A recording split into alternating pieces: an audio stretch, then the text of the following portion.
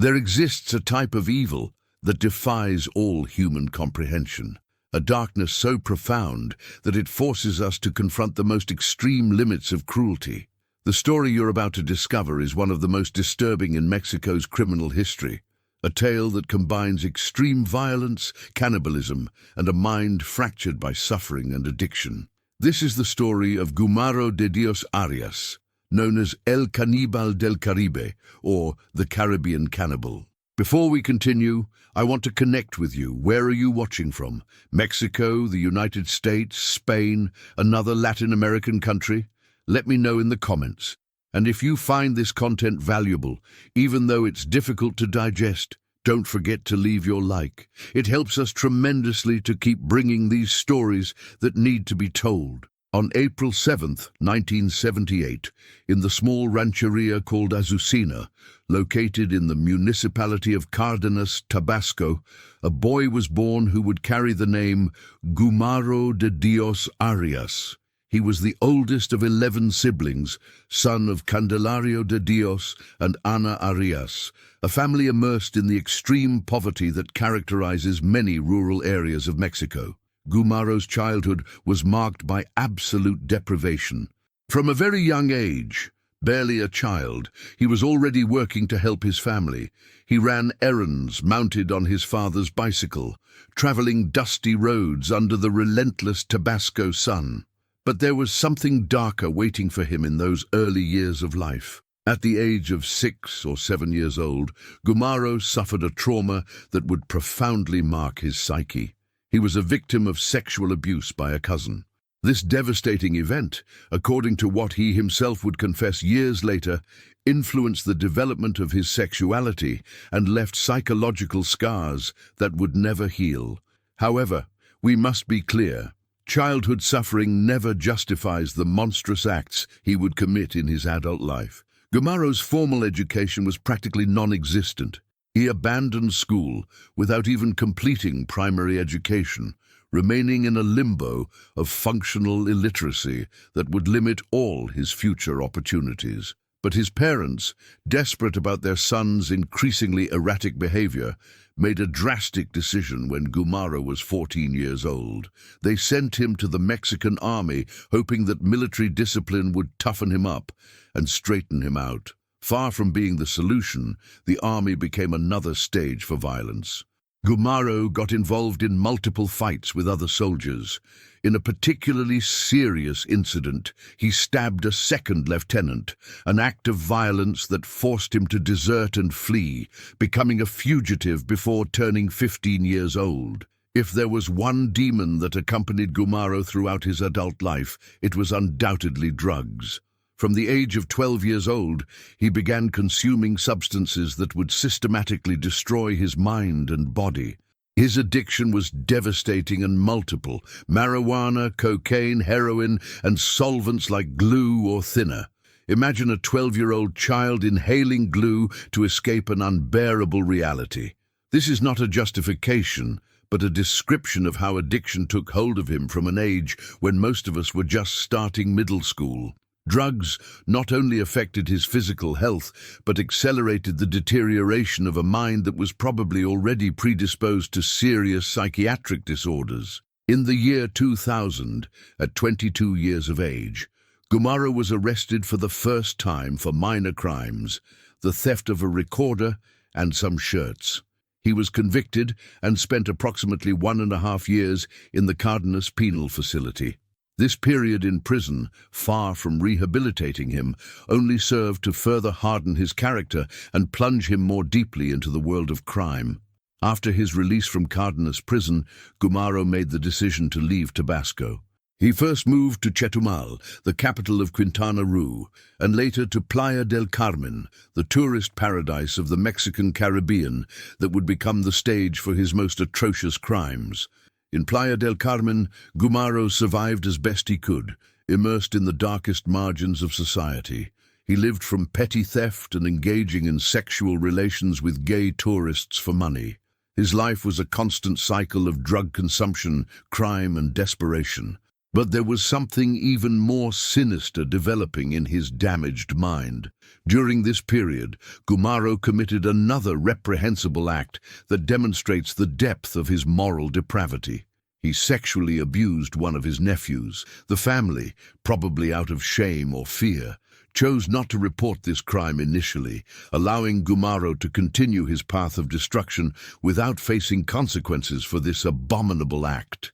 It was in the region of El Petén, on the border between Mexico and Belize, where Gumaro's story took an even more disturbing turn. There, he met a Mayan witch doctor known as El Sabio, the Wise One. This encounter would plant the seeds of the atrocities to come. According to Gumaro's own testimony, he made a pact with this sorcerer. The terms of this supposed agreement were chilling.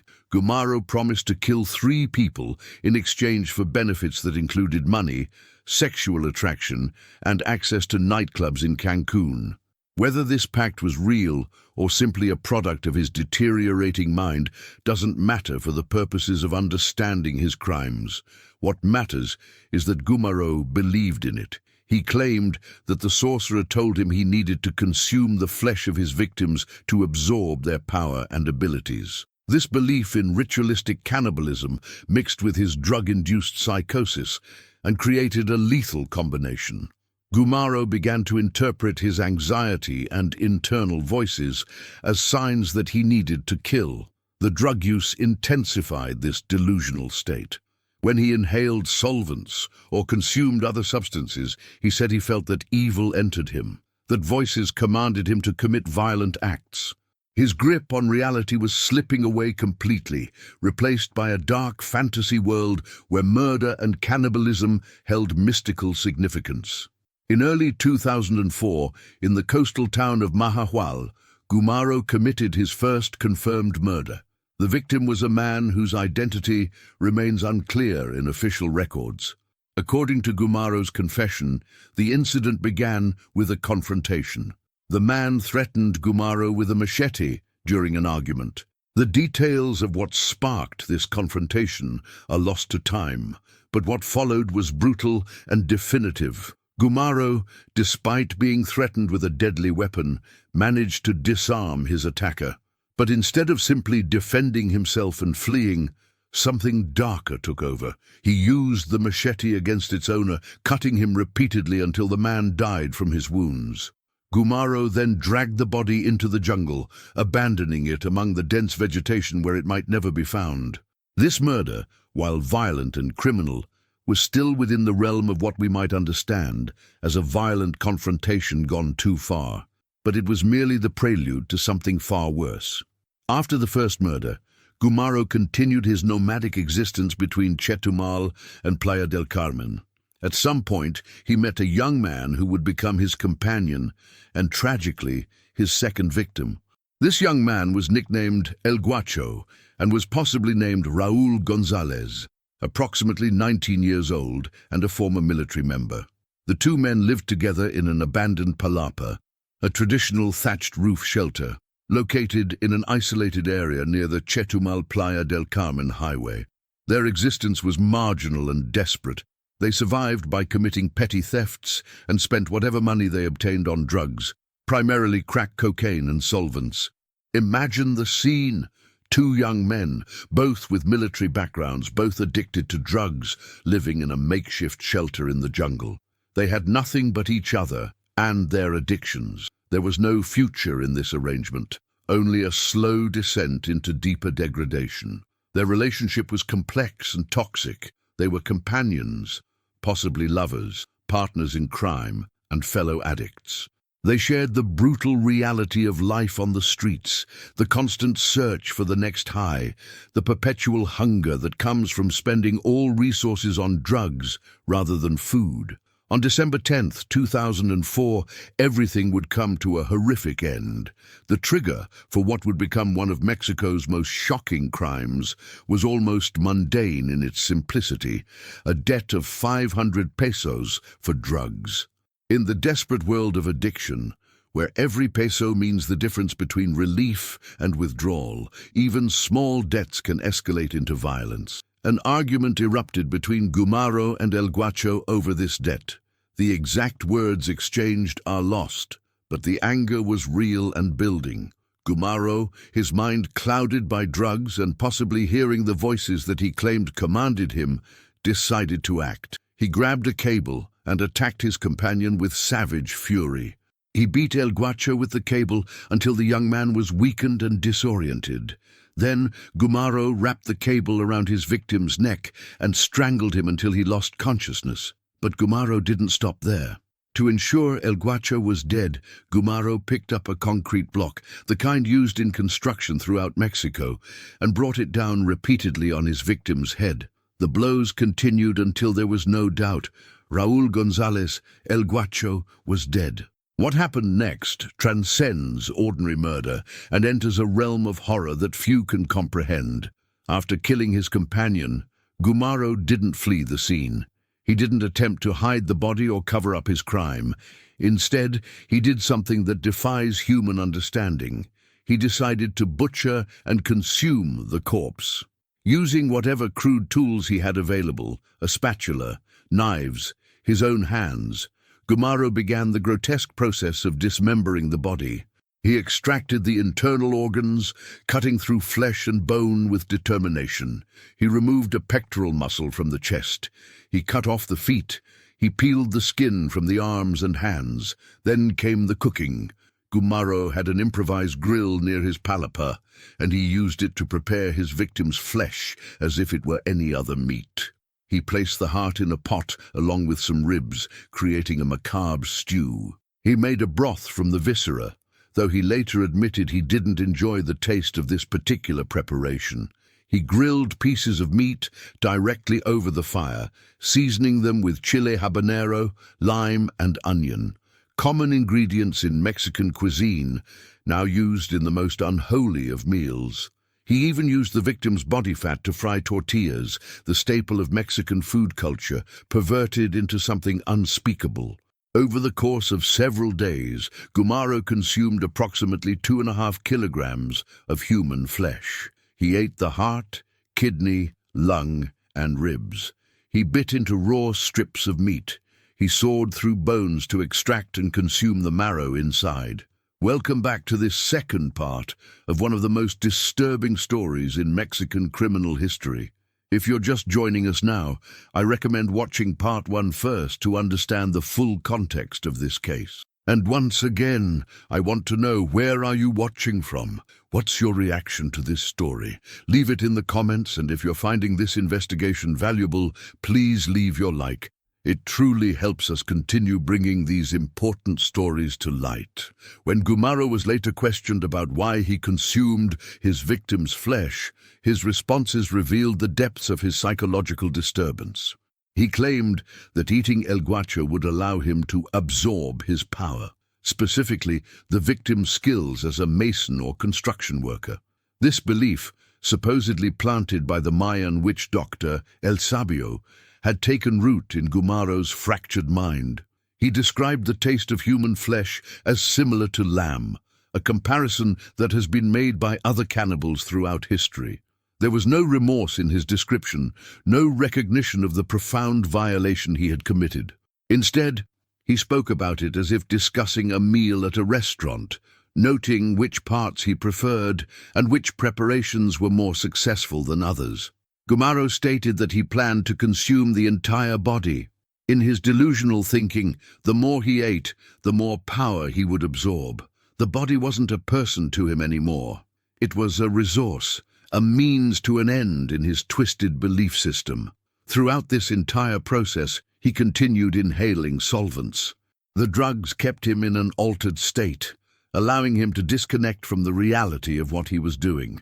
The voices in his head, which he described as making a chi-chi-chi sound, continued to encourage him.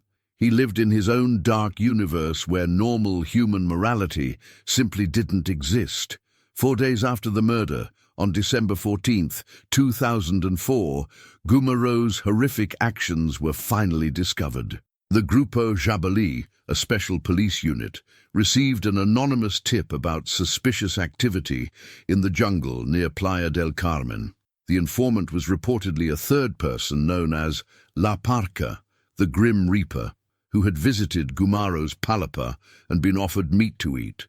When this person realized or suspected what kind of meat it was, they refused it and subsequently reported Gumaro to authorities. Whether La Parca knew immediately what they were being offered or only suspected later remains unclear, but their decision to contact police ended Gumaro's spree.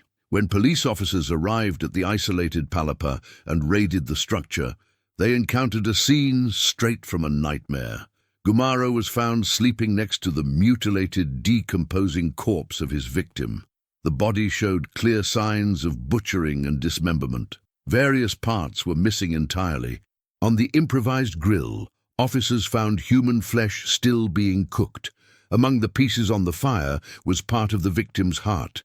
The smell of decomposition mixed with the smell of cooking meat created an unforgettable sensory horror for the officers who responded to the scene. The palapa itself was a chaotic mixture of living space and slaughterhouse. Blood stains covered multiple surfaces.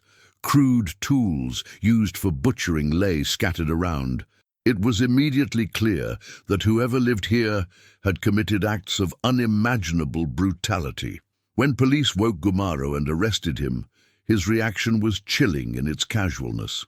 He didn't deny what he had done. He didn't try to escape or fight. Instead, he immediately confessed to everything with a shocking lack of remorse. His first statements to police were matter-of-fact. "I don't regret anything. I already did it." There was no plea for understanding, no claim of temporary insanity in the moment, no attempt to minimize what he had done. He simply acknowledged the reality of his actions as if they were mundane events. He elaborated with even more disturbing statements. "The meat tasted like lamb, and if they let me, I would eat it all." This wasn't the confession of someone struggling with guilt or trying to process what they had done. This was someone who had fully embraced their actions and felt no moral conflict about them whatsoever. When brought before the Ministerio Público, the public prosecutor, Gumaro provided an extraordinarily detailed confession that exceeded 1,200 words. He described every step of the murder and the subsequent cannibalism with clinical precision. He explained how he killed El Guacho, how he dismembered the body, which parts he cooked, and what seasonings he used, and how everything tasted. He told authorities that he heard voices that commanded him to act. He explained that when he consumed drugs, he felt that evil entered him and took control of his actions. He spoke about his arrangement with the witch doctor and his belief that eating his victim would transfer that person's abilities and power to him. The investigators were disturbed not just by what Gumaro had done, but by how calmly and thoroughly he described it all.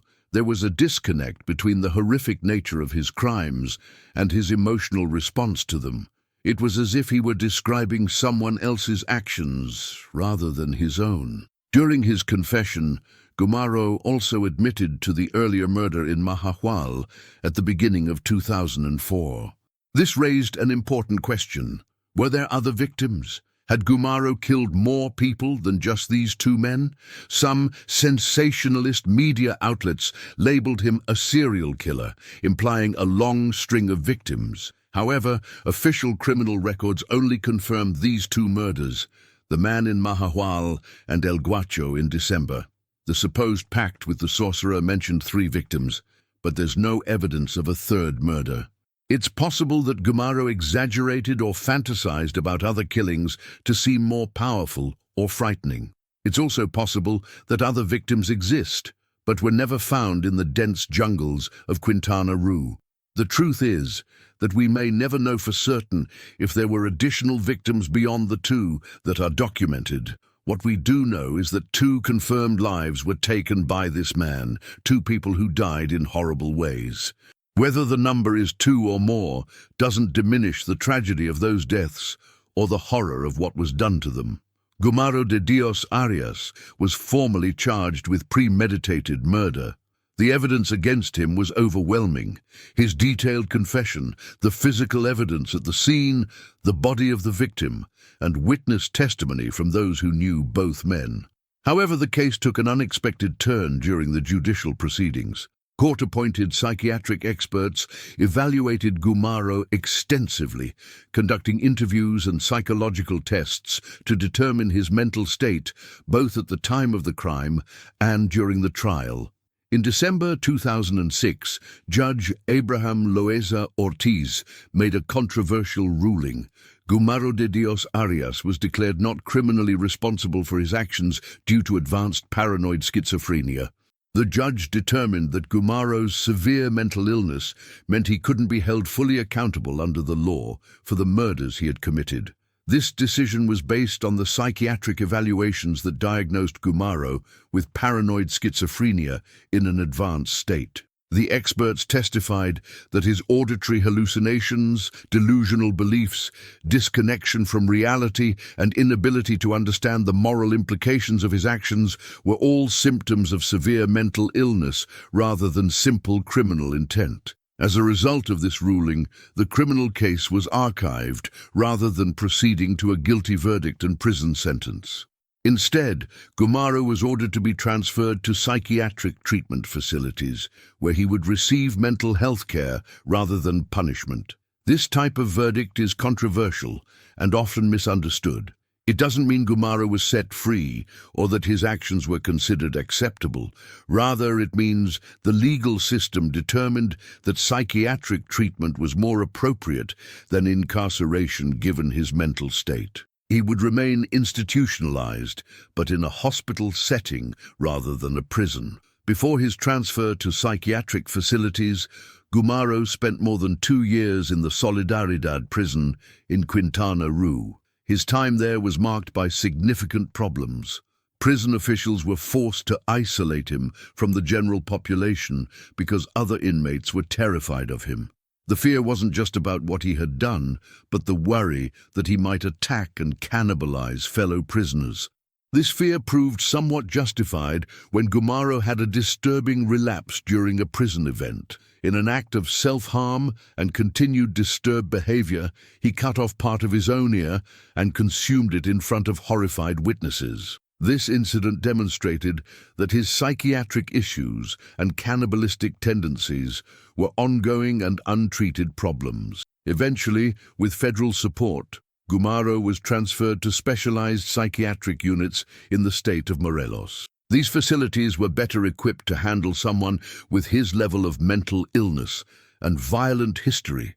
The exact details of his treatment and current status remain largely confidential due to medical privacy laws. Psychiatric experts who have studied his case describe Gumaro as existing on the borderline between sanity and madness. He exhibits traits of psychopathy, the lack of empathy, the absence of remorse, the ability to commit extreme violence without emotional response. But he also clearly suffers from schizophrenia, with auditory hallucinations and delusional belief system. Among his delusions was the belief that he would live to be 150 years old. This grandiose thinking is characteristic of certain types of schizophrenia, where the patient develops an inflated sense of their own importance or special destiny. The chi-chi-chi sounds he reported hearing are typical of auditory hallucinations in schizophrenia. These weren't metaphorical voices of conscience or guilt. They were literal sensory experiences in his mind that he couldn't distinguish from real external sounds. The case of Gumaro de Dios Arias gained significant attention in Mexican media and beyond. The combination of cannibalism, the tourist paradise setting of the Caribbean coast, and the shocking details of the crime made it a story that captured public fascination and horror. Perhaps the most significant work about the case is the journalistic chronicle titled Gumaro de Dios El Cannibal, written by journalist Alejandro Almazan. The book was first published in 2007 and was later re-edited in 2014 due to continued public interest in the case. Almazan's work is notable because he didn't take the easy path of simply sensationalizing the crimes. Instead, he conducted multiple interviews with Gumaro in prison, spending time with him to understand not just what he had done, but who he was and how he had arrived at that point. The resulting book is a complex portrait that acknowledges the horror of the crimes while also exploring the human tragedy behind them. The book won the prestigious Premio Gabriel García Márquez de Jornalismo, one of the most respected journalism awards in Latin America. This recognition affirmed that the work was serious journalism rather than mere tabloid sensationalism. Almazan described the case as a desgarramiento, a tearing apart, caused by poverty, drugs, and mental illness, intersecting in the worst possible way. In 2022, a podcast adaptation of the story was produced, featuring actor Humberto Busto interpreting Gumaro's voice in three-dimensional audio. This brought the story to a new generation of listeners who consume true crime content through digital platforms. Additional podcasts appeared on Spotify in 2024, and numerous YouTube videos have recounted the case for international audiences. Each telling emphasizes different aspects. Some focus more on the horror, others on the psychological dimensions, and still others on the social factors that contributed to Gumaro's trajectory. The story continues to circulate because it touches on fundamental questions about human nature, evil, mental illness, responsibility, and the limits of our criminal justice system. The case of Gumaro de Dios Arias forces us to confront uncomfortable questions. How do we understand acts of such profound evil? Where is the line between criminal responsibility and mental illness? Can someone be both a victim of circumstances and a perpetrator of atrocities? Make no mistake, the crimes Gumaro committed were absolutely reprehensible. 2 men lost their lives in horrible ways. One of them was butchered and cannibalized in an act of degradation that strips away human dignity. These facts cannot be softened or explained away. Gumaro made choices throughout his life that led him down a dark path. He chose to use drugs. He chose to commit crimes. He chose violence again and again. While his childhood was difficult and his mental illness was real, these factors don't erase his agency or the harm he caused. At the same time, we can recognize that this is a tragedy on multiple levels. A child was abused and traumatized. A young man developed severe mental illness that went untreated. An addict couldn't find a path to recovery. These failures of protection, healthcare, and social support created conditions where terrible things became possible. Understanding these factors isn't about excusing what happened. It's about learning how we might prevent similar tragedies in the future. It's about recognizing that mental illness is real and can have catastrophic consequences when left untreated. It's about acknowledging that addiction destroys lives in ripples that extend far beyond the addict themselves. The victims deserve to be remembered not just as parts of a sensational story, but as human beings whose lives were stolen from them. El Guacho, likely Raúl González, was only 19 years old. He had lived a hard life, made bad choices, but he was still a young man with potential for change and redemption. That potential was brutally extinguished. As of now, there are no confirmed reports of Gumaro de Dios Arias' death. He is presumably still alive and receiving psychiatric treatment in a secure facility somewhere in Mexico. The exact location is not publicly disclosed for security and privacy reasons. He would currently be 46 years old, having been born in 1978. Whether he has improved under treatment, whether he now understands the gravity of his actions, whether he feels remorse, these questions remain unanswered. The public doesn't have access to updates on his psychiatric condition or prognosis. It's possible he will spend the rest of his life institutionalized. It's also possible that at some point, if deemed no longer a danger, he could theoretically be released under supervision. The Mexican mental health and criminal justice systems would make those determinations based on professional psychiatric evaluation rather than public opinion. For the families of his victims, there is no closure that can truly heal the wounds of such losses. Knowing that Gumaro is locked away provides some measure of safety and justice, but it cannot bring back their loved ones or erase what happened to them. The case of Gumaro de Dios Arias stands out for its extreme nature, but it's not completely unique in Mexican criminal history or world criminal history. Cannibalism, while extremely rare, appears periodically in cases of severe mental illness, in ritual contexts or in situations of extreme desperation. What makes this case particularly disturbing is the combination of factors: the deliberate choice to kill and consume another person, the detailed planning of the preparation and cooking, the lack of immediate necessity or psychotic break, and the calm acceptance of these actions afterward. Most cannibalism cases involve either survival situations, where people are forced to consume human flesh to stay alive, or sudden psychotic breaks, where someone acts without premeditation in a state of complete mental breakdown. Gumaro's case involved elements of planning, ritual belief, and extended action over several days that set it apart from these other scenarios. The setting in Playa del Carmen, a popular tourist destination known for beautiful beaches and resort hotels, creates a jarring contrast. While tourists enjoyed their vacations mere kilometers away, this horror was unfolding in an isolated palapa in the jungle. The proximity of paradise and nightmare, of normal life and absolute darkness, makes the story even more unsettling.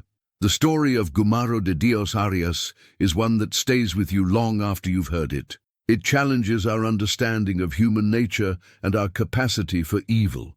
It reminds us that mental illness is not a metaphor or an excuse, but a real condition that can have devastating consequences. This case remains one of the most impactful cannibalism cases in recent Mexican criminal history.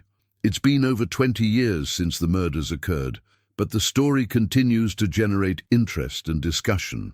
It serves as a dark reminder of what humans are capable of when mental illness, addiction, poverty, and violence intersect in the worst possible way. We must never forget the victims. We must condemn the actions without reservation. We must also learn what we can from these tragedies to build better systems of mental health care, addiction treatment, and social support that might prevent future horrors. Thank you for staying with me through this difficult story. I know this content is heavy and disturbing. If you found this investigation thorough and valuable, please leave your like and share your thoughts in the comments. Where are you watching from, and what's your reaction to this case? Let's continue this conversation together, and remember, understanding evil doesn't mean excusing it. It means ensuring we're better prepared to recognize and prevent it in the future. This has been the complete story of Gumaro de Dios Arias, the Caribbean cannibal.